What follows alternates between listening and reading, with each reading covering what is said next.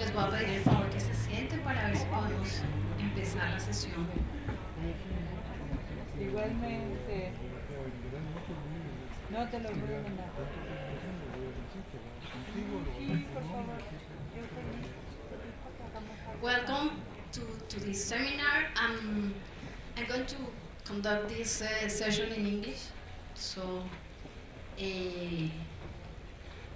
first of all, I'm going to ask all the panelists to introduce themselves. So, Ayla, please introduce yourself.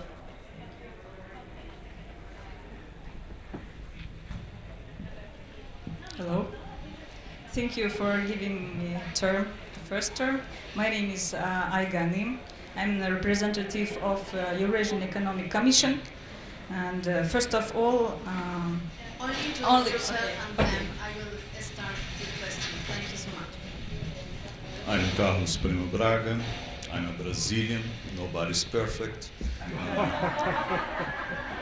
I'm an associate professor at Fundação Dom Cabral, visiting professor at the IMD, former World Bank official.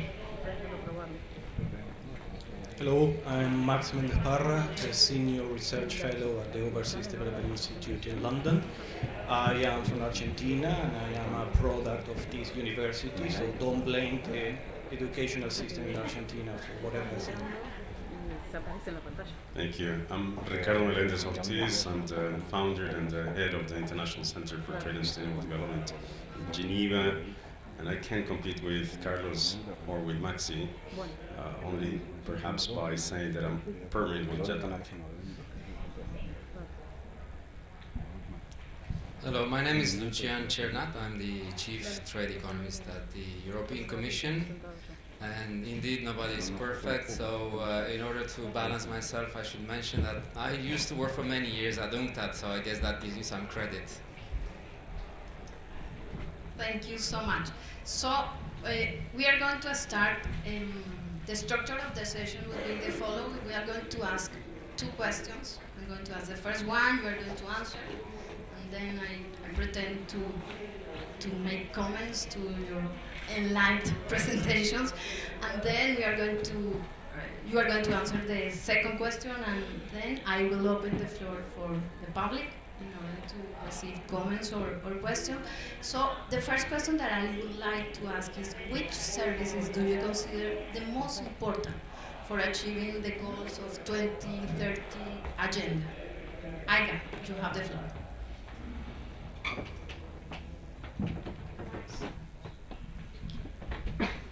thank you again. First of all, let me to thank the host of the forum for the invitation to take part in this event. The achievement of the 2030 Agenda for Sustainable Development implies closer interaction of countries, joint solution of tasks of socio-economic development and improvement of population living standards. Therefore, integration processes are currently actively developing in the post-Soviet space. The Eurasian Economic Union, let me tell which country is included in Eurasian Economic Union. There are 5 countries: Republic of Armenia, Republic of Belarus, Republic of Kazakhstan, Republic of Kyrgyzstan, and the Russian Federation. The Eurasian Economic Union is an economic project aimed to deepening integration cooperation and increasing the competitiveness of national economies at the global level. Our union corresponds with provision of Article 5, the General Agreement on Trade Services. Eurasian economic integration contributes to the achievement of the United Nations Sustainable Development Goals by the countries of the Eurasian Economic Union. The Union is the first regional integration association that elaborated a report on achievement of Sustainable Development Goals for the panel discussion at the high-level political forum on sustainable development under the auspices of the United Nations Economic and Social Council. by comparing the development priorities of the Eurasian Economic Union and the Sustainable Development Goals, we have found that the formation of a single market for services within the Eurasian Economic Union leads to achievement of sustainable development goals, such as abolition of poverty, descent of employment level, economic growth, and reduction of inequality. Briefly, I should tell what is single market for services in Eurasian Economic Union. A single market for services is a state of a particular service sector when the parties do not apply discriminatory, quantitative, or other restrictions. And what does that mean? That means that there is a national treatment for service suppliers and receivers.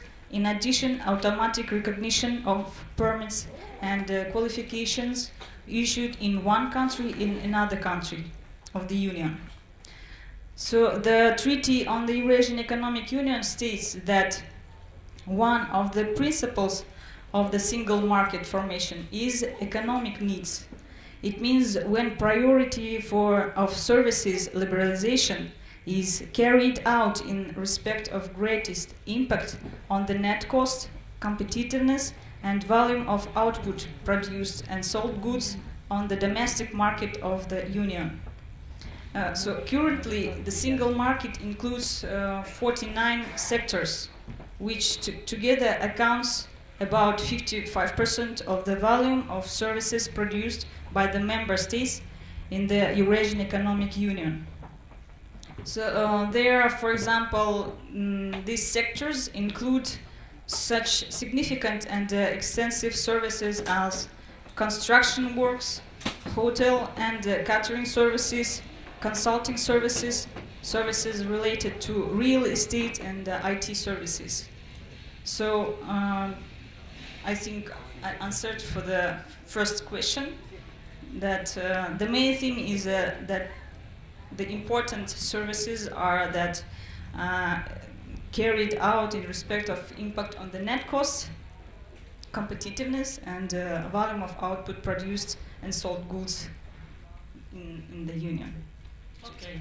Aga, thank you so much for underlining the role that integration and regionalism can play in this area of services. So, Carlos, could you help me with the question? Which services do you think have the most important role in trying to achieve this agenda? Okay, I'm going to speak in English for a very simple reason. I don't speak Spanish, I speak Portuñol.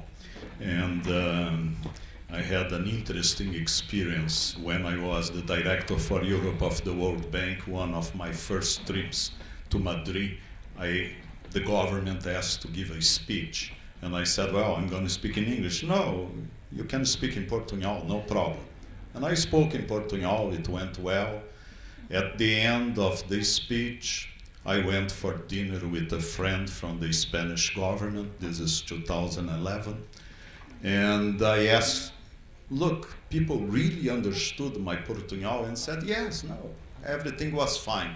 The only thing, when you say anos, we speak años. So you see the point, right? Anyway, I would put the other way around. What are the most important services for achieving the Sustainable Development Goals? The first thing is to realize that the debate about the service is an old debate. I would like to thank the organizers for the invitation. In 1995, I wrote together with UNCTAD, myself for the World Bank and Carl Salvan for UNCTAD, the Handbook on International Transactions and Services. And at that point in time, what we were trying to look at was exactly the growing importance of services in terms of international transactions, be it through foreign direct investment, be it through cross-border trade and service. We were very excited about technology, and we saw many possibilities for developing countries, but also many challenges. If we look at the Sustainable Development Goals, they are extremely ambitious. Actually, the Development Committee, I used to be the secretary of the Development Committee of the World Bank and the IMF. In 2015, issue a report which is called From Billions to Trillions, because in reality, for us, meaning developing countries, to achieve the Sustainable Development Goals, we are talking about trillions of dollars, typically more than 10% of GDP of additional efforts for the countries in question. And this is not going to be achieved through official development assistance, which is typically of the order of 135 billion per year. So we'll have to leverage private sector, philanthropy, remittances. All of this will be required for us to be able to finance the Sustainable Development Goals. And it's only through better coordination in financing that we'll be able to finance these many, many goals, multiple objectives, from reducing extreme poverty, eradicating actually, to income distribution issues, to saving the planet by 2030. As you can see, I'm a little bit skeptical that we will achieve this for a very simple reason. If we look, for instance, the area which is my answer to you in terms of what sector I would put a special emphasis, which is education, okay? And we meaning developing countries, made significant progress in this area in terms of quantity. But just to give you an idea, one country not of this region, India, increased by 80% its expenditures in education in the period of the early 2000s. And yet, in terms of learning outcomes, they have not improved. So the question of quality, which is embedded in Goal 4 of the Sustainable Development Goals, is very difficult to achieve. Same thing, of course, for health. If you ask, for instance, can we achieve the proposition that no country will have child mortality above 25 per 1,000 by 2030, just looking at the number of countries that in 2015 had child mortality above 75, we find something like 24 countries. And even if we assume